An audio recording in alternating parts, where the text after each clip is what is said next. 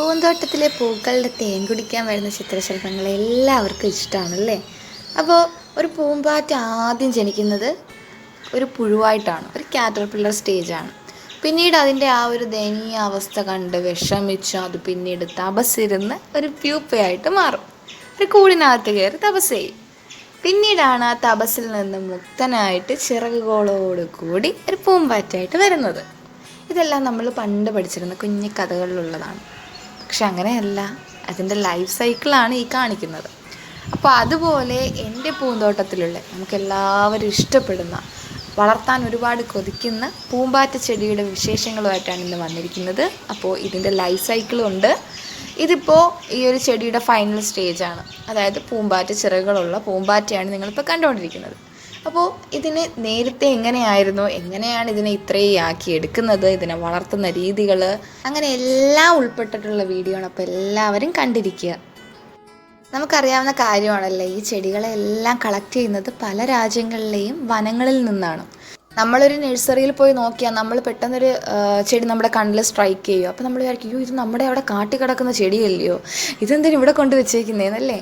ശരിക്കും എല്ലാ കാട്ടിലെ ചെടികൾ തന്നെയാണ് അതിനെ ബഡ് ചെയ്തും ഗ്രാഫ്റ്റ് ചെയ്തും ഒക്കെ മാറ്റി ഇതുപോലെ ആക്കി എടുക്കുന്നത്. അപ്പോൾ നമ്മുടെ കേരളത്തിലെ വയനാട്, ഇടുക്കി, തൃശ്ശൂർ ജില്ലകളിൽ കണ്ടുവരുന്ന, അവിടെ പറമ്പിലൊക്കെ കണ്ടുവരുന്ന ഒരു ഇനമാണ് ഈ ഒരു ഗ്രീൻ ഓക്സാലിസ്. എല്ലായിടമൊന്നും കിട്ടില്ലായിരിക്കും, പക്ഷേ ഒരുപാട് അവരുടെ കാടുകളിലും വനത്തിലും ഒക്കെ കണ്ടുവരുന്നുണ്ടെന്ന് പറയുന്നുണ്ട് ഈ ഒരു ഗ്രീൻ ഓക്സാലിസ്. ഇപ്പോൾ ഇത് ഞാൻ ഇടുക്കിയിൽ നിന്നും വരുത്തിച്ചതാണ്. എനിക്ക് 80 രൂപയായിരുന്നു ഈ ഒരു പ്ലാന്റിന് മാത്രം, കൊറിയർ ചാർജ് എക്സ്ട്രാ. ഈ ഒരു സ്വീറ്റ് പൊട്ടറ്റോ വൈൻ്റെ പോട്ടിൽ ഞാൻ ഈ ഒരു ചെടി നട്ടിട്ടുള്ളതല്ല. അതെങ്ങനെയോ തെറിച്ച് വീണ് അവിടെ കിളിച്ച് ഇതുപോലൊരു പ്ലാന്റായിട്ട് മാറി നിൽക്കുകയാണ് ചെയ്യുന്നത്. കാരണം വേറൊന്നും കൊണ്ടല്ല, ഗ്രീൻ ഓക്സാലിസ് ഒരു വീടാണ്. അതായത് കാട് പോലെ വളരുന്ന ഒരു ടൈപ്പാണ്. അധികം പുഷ്ടിയുള്ളൊരു പ്ലാന്റ് അല്ല, പക്ഷേ കാണാൻ നല്ല ഭംഗിയാണ്. നല്ല മാർക്കറ്റ് വാല്യൂ ഉള്ളൊരു പ്ലാന്റ് കൂടിയാണ്. അപ്പോൾ ഇതുപോലൊരു കുഞ്ഞു കിഴങ്ങ് മതി ഈ ഒരു പ്ലാന്റ് ഫുള്ളായിട്ട് വളർന്നും കയറും. ഇനി നമ്മുടെ ബട്ടർഫ്ലൈ വിങ് പ്ലാന്റ് അഥവാ ഓക്സാലിസ് പ്ലാന്റിൻ്റെ സംരക്ഷണത്തെ പറ്റിയിട്ടും അതിൻ്റെ ലൈഫ് സ്റ്റേജസെ പറ്റിയിട്ടും നമുക്കൊന്ന് നോക്കാം.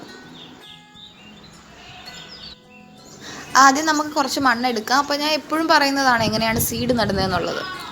അപ്പോൾ കൊക്കോപീറ്റ് മിശ്രിതത്തിലാണ് ഞാൻ സീഡ് നടുന്നത്. കണ്ടില്ല, എനിക്ക് 80 രൂപ കൊടുത്ത് വാങ്ങിയ ഒരു ചെടിയാണിത്. ഒരു ചെടിയിൽ തന്നെ ഒരുപാട് കിഴങ്ങുണ്ട് കേട്ടോ ഈ ഗ്രീൻ ഓക്സാലിസിന്. അതിൻ്റെ ഒരു പ്ലസ് പോയിൻ്റ് അതാണ്. അപ്പോൾ എനിക്ക് പാക്കിങ്ങിനെ പറ്റിയിട്ട് ഒന്നും അറിയാത്തൊരു ചേച്ചിയായിരുന്നു അയച്ചു തന്നിരുന്നത്. അതുകൊണ്ട് തന്നെ നല്ല ജീർണിച്ച്, ചെടിയില്ലാതെ കിഴങ്ങ് മാത്രമായിട്ടാണ് എൻ്റെ കൈ കിട്ടിയത്. എങ്ങനെയാണ് പാക്ക് ചെയ്യുന്നതെന്നുള്ളതിൻ്റെ കംപ്ലീറ്റ് ഇൻഫോർമേഷൻ ഞാൻ ഇതിനകത്ത് പറഞ്ഞിട്ടുണ്ടായിരുന്നു. അപ്പോൾ നിങ്ങൾ എപ്പോൾ ചെടി അയച്ചു കൊടുത്താലും നമുക്ക് കിട്ടുന്ന ആൾക്ക് ഉപയോഗപ്രദമാവുന്ന രീതിയിൽ മാത്രം ചെടി അയക്കാൻ നോക്കുക. അപ്പോൾ അത് നന്നായിട്ട് മനസ്സിലാക്കി വേണം പാക്ക് ചെയ്യാൻ. അപ്പോൾ കൊക്കോപീറ്റ് മീഡിയത്തിൽ നട്ടു 2-3 ദിവസത്തിനുള്ളിൽ തന്നെ ഇതുപോലെ നാമ്പ് വന്ന് നിൽപ്പുണ്ട്. അപ്പോൾ കൊക്കോപീറ്റ് ആകുമ്പോഴാണ് ഏറ്റവും കൂടുതലായിട്ട് സീഡ് ജെർമിനേഷൻ പോസിബിൾ ആവുന്നത്. ഏത് സീഡ് നട്ടാലും നമ്മൾ കുറച്ച് കൊക്കോപീറ്റ് ഇട്ട് കൊടുക്കുകയാണെങ്കിൽ അതിനകത്ത് ഈർപ്പം നിന്ന് നല്ല മെനയിൽ ആ ചെടി വളർന്ന് കിട്ടും. ഈ ഒരു ഗ്രീൻ ഓക്സാലിസ് ഓൺലൈനിലാണ് കൂടുതലായിട്ടും വാങ്ങിക്കാൻ കിട്ടുന്നത്. മാർക്കറ്റിലൊക്കെ അധികം ഇറങ്ങി തുടങ്ങിയിട്ടേ ഉള്ളൂ ഈ ഒരു പ്ലാന്റ്. പിന്നീട് ഈ ഒരു ഗ്രീൻ ഓക്സാലിസ് അല്ല, ഏത് ഓക്സാലിസ് ആയാലും, പർപ്പിൾ കളർ ഓക്സാലിസ് ആയാലും പെട്ടെന്ന് വളരാൻ വേണ്ടിയിട്ട് നമുക്ക് കഞ്ഞിവെള്ളം, നമ്മൾ ചോറ് വെട്ടുന്ന ഉപ്പിടാത്ത കഞ്ഞിവെള്ളം ഒഴിച്ചു കൊടുക്കുകയാണെങ്കിൽ കുറച്ചുകൂടെ ആരോഗ്യത്തോടു കൂടി പ്ലാന്റ് വളരും. നമ്മുടെ ഗ്രീൻ ഓക്സാലിസിൽ നിന്നും കുറച്ചുകൂടെ വ്യത്യസ്തമാണ്, കുറച്ചുകൂടെ സ്ട്രെങ്ത് ഉള്ളൊരു പ്ലാന്റാണ് ഈ ഒരു പർപ്പിൾ കളർഡ് ഓക്സാലിസ്. ഇതിൻ്റെ ആ ഒരു കിഴങ്ങ്, അതിൻ്റെ ബൾബെന്ന് പറയുന്നത് ഈ കാണുന്നതാണ്. ഒറ്റ ബൾബാണിത്.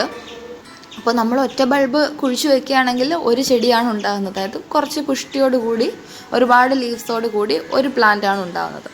അപ്പോൾ നമ്മൾ എങ്ങനെ ചെയ്യണമെന്ന് വെച്ചാൽ ഈ ഒരു ബൾബ് അതിൻ്റെ കിഴങ്ങിനെ നമുക്കിങ്ങനെ കട്ട് ചെയ്തെടുക്കാം. കൈ കൊണ്ട് തന്നെ ഒന്ന് അടർത്തി എടുക്കുകയാണെങ്കിൽ നമ്മൾ വെക്കുന്നിടം മൊത്തവും ഓരോ പ്ലാന്റായിട്ട് മാറിക്കൊള്ളും. അപ്പോൾ അതൊരെൻ്റെ ഒരു പ്ലസ് പോയിൻ്റാണ്. അധികം ആർക്കും അറിയാത്തൊരു കാര്യവും കൂടിയാണ്.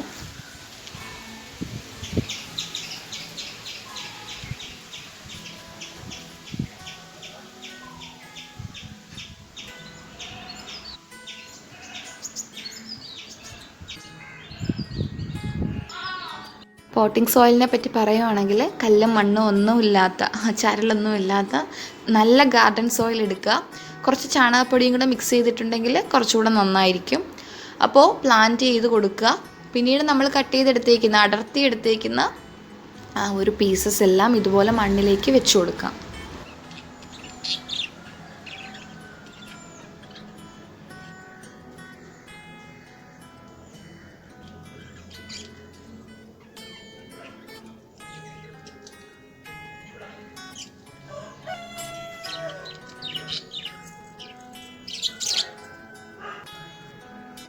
ഇതേ കണ്ടില്ലേ, ഇതുപോലുള്ള കുഞ്ഞു കല്ലുകൾ മതി നമ്മുടെ ഈ ഒരു പ്ലാന്റിൻ്റെ റൂട്ടിങ്ങിനെ തന്നെ അതങ്ങ് സ്റ്റോപ്പ് ചെയ്യും. പിന്നീട് ആ പ്ലാന്റ് വളരെ സ്ലോ ആയിട്ട് ഗ്രോ ചെയ്യും. അപ്പോൾ അത് ഒഴിവാക്കാനാണ് ഞാൻ പറഞ്ഞത് സ്റ്റോൺ ഇല്ലാത്ത സോയിൽ കളക്ട് ചെയ്തിട്ട് പ്ലാന്റ് ചെയ്യാൻ. അപ്പോൾ ഇതേ 3 ദിവസം എടുത്തു ഇതുപോലൊരു നാമ്പ് പൊങ്ങി വരാനായിട്ട്. കുറച്ചും കൂടെ സ്ലോ ഗ്രോത്താണ് ഗ്രീൻ ഓക്സാലിസിനെ വെച്ച് നോക്കുമ്പോഴേക്കും. ഇത് കണ്ടില്ലേ, ഇതുപോലെ നമ്മൾ കട്ട് ചെയ്തെടുത്തതാണ്. ഈ ഒരു ബൾബിൽ നിന്ന് നല്ല ഗ്രോത്ത് ഉണ്ടായിട്ടുണ്ട്. അപ്പോൾ ആ ഒരു ഗ്രോത്ത് പോസിബിൾ ആണെന്ന് ഇപ്പോൾ ക്ലിയർ ആയിട്ടില്ലേ. വേറെ ഒന്നുകൂടി കാണിച്ചു തരാം. ഈ ഒരു ഓക്സാലിസ് പ്ലാന്റിൻ്റെ നമ്മൾ നട്ടേക്കുന്നിടത്തു നിന്ന് ഓരോരോ നാമ്പ് വന്ന് നിൽക്കുകയാണ് ചെയ്യുന്നത്. അപ്പോൾ ദേ കണ്ടില്ലേ, നമ്മൾ ആ ഒരു അടർത്തിയെടുത്ത ആ ഒരു പ്ലാന്റിൽ നിന്ന് വന്നേക്കുന്നതാണിത്. പെട്ടെന്ന് തന്നെ ഒരുപാട് തൈകൾ ഉണ്ടാക്കിയെടുക്കാൻ പറ്റിയ ഒരു ഐഡിയ ആണിത്. ഇപ്പോൾ 2 ഓക്സാലിസ് പ്ലാന്റിൻ്റെ വിവരണങ്ങൾ ഇവിടെ കഴിഞ്ഞിട്ടുണ്ട്. ഗ്രീൻ ഓക്സാലിസും അതുപോലെ തന്നെ പർപ്പിൾ കളർ ഓക്സാലിസും. ഇനി നമ്മൾ എങ്ങനെയാണ് ഒരു പ്ലാന്റ് നട്ടു കൊടുക്കുക എന്നുള്ളതിനെപ്പറ്റി പറഞ്ഞു തരാം.